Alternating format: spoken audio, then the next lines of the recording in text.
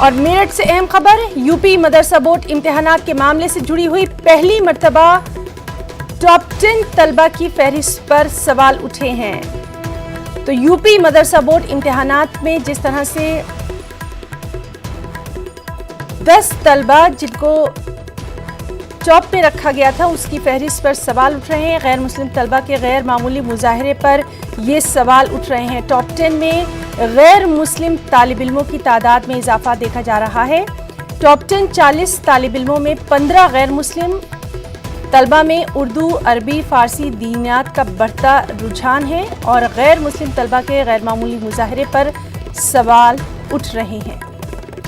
مدرسہ منتظمین اور سابق بورڈ ممبران نے اس پر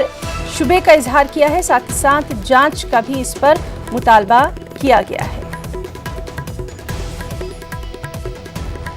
تو اس وقت کی بیحد اہم خبر، یوپی مدرسہ بورڈ امتحانات میں پہلی مرتبہ ٹاپ 10 جو طلبہ ہیں ان کی فہرست پر سوال اٹھے ہیں۔ غیر مسلم طالب علموں کی تعداد میں غیر معمولی اضافہ دیکھا گیا اور اسی پر مدرسہ منتظمین اور سابق بورڈ ممبران نے شکوک و شبہات کا اظہار کیا ہے اور اس سلسلے میں جانچ کا بھی مطالبہ کیا ہے۔ غیر مسلم طلبہ کے غیر معمولی مظاہرے پر یہ سوال ہے۔ طالب علموں کی تعداد میں اضافہ، ساتھ ہی ساتھ ٹاپ 10 40 طالب علموں میں 15 غیر مسلم طلبہ ہیں جن میں اردو، عربی، فارسی دینیات کا بڑھتا رجحان دکھایا گیا ہے اور اسی پر یہ سوال اٹھنا لازمی ہے۔ جو مدرسہ منتظمین اور سابق بورڈ ممبران ہیں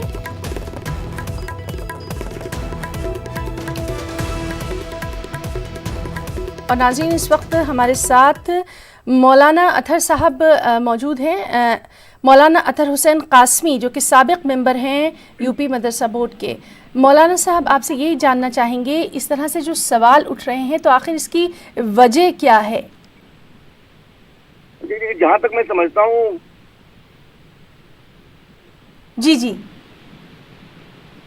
سوالات جو لوگ منفی اٹھا رہے ہیں میں مجھ سے اتفاق نہیں رکھتا۔ میں سمجھتا ہوں سوالات کو مثبت رکھنا چاہیے اور اس بات کو میں بہت ہی بے باکی سے کہنا چاہتا ہوں کہ الہ آباد کے اندر سنسکرت کے ایک پروفیسر کی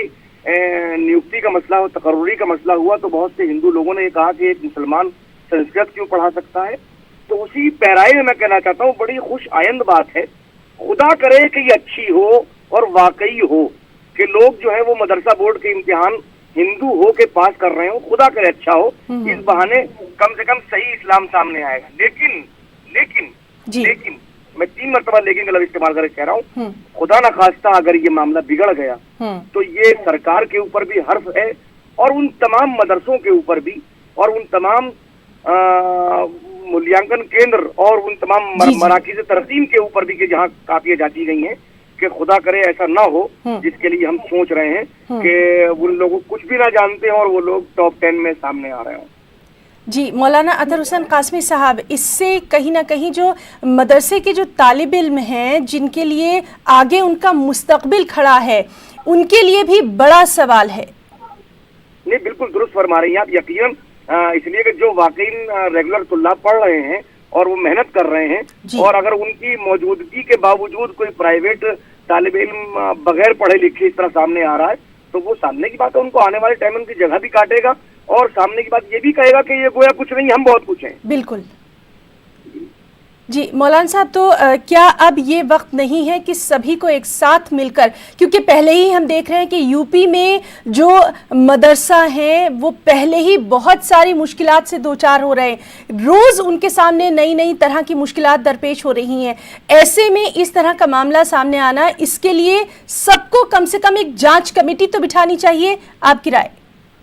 بالکل یقیناً آپ درست فرما رہی ہیں اور میں آپ کی رائے کی تائید کرتا ہوں، ایک جانچ کمیٹی ہونی چاہیے اور اس جانچ کمیٹی کے ساتھ میں یہ ضرور ہونا چاہیے قبل از وقت یہ بات کو کہتے ہوئے کہ اگر وہ لوگ حقیقتاً یہ پڑھ کے سامنے آئے ہیں تو ان کی باقاعدہ حوصلہ افزائی ہونی چاہیے اور اگر یہ کام غلط ہوا ہے تو جو لوگ اس کے شریک جرم ہیں ان کے ساتھ میں سخت سے سخت سزا ہونی چاہیے۔ جی آپ نے بالکل ٹھیک کہا کہ دونوں پہلو کو ہمیں سامنے رکھنا ہے۔ بہت بہت شکریہ ادا کرنا چاہیں گے نیوز 18 اردو سے اس خاص بات۔ جی کچھ کہنا چاہیں گے؟ تو ناظرین ہمارے ساتھ موجود تھے مولانا اطہر حسین قاسمی صاحب جو کہ سابق ممبر ہیں یو پی مدرسہ بورڈ کے، اور وہ اپنی رائے کا اظہار کر رہے تھے۔